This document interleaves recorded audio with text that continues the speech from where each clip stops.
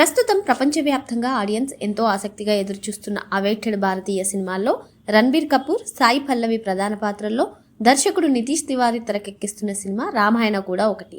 భారీ విజువల్ వండర్గా వస్తున్న ఈ సినిమా ట్రైలర్ల పట్ల మరింత ఆసక్తి నెలకొన్న నేపథ్యంలో సినిమా ఆడియో హక్కుల కోసం కూడా ఇప్పుడు ఆసక్తి నెలకొంది. అయితే ఎట్టకేలకు ఈ హక్కులు దిగ్గజ ఆడియో సంస్థ టీ సిరీస్ కొనుగోలు చేసినట్టు తెలుస్తోంది.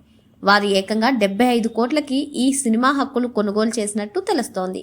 ఈ సినిమాకి హాలీవుడ్ లెజెండరీ సంగీత దర్శకుడు హన్స్ జిమ్మర్, అలాగే భారతీయ లెజెండరీ సంగీత దర్శకుడు ఏఆర్ రెహమాన్ ఇద్దరూ కలిసి సంగీతం అందిస్తున్నారు. సో వీరి కలయిక బట్టి ఆడియోపై అంచనాలు భారీగానే ఉంటాయి. ఇక దీనిపై అధికారిక ప్రకటన రావాల్సి ఉంది. మరి ఇప్పటికే ఈ సినిమాపై భారీ అంచనాలు నెలకొన్నటువంటి నేపథ్యంలో ఈ సినిమా ట్రైలర్ కూడా చివరి నిమిషంలో వాయిదా పడిన సంగతి మనకి తెలిసిందే.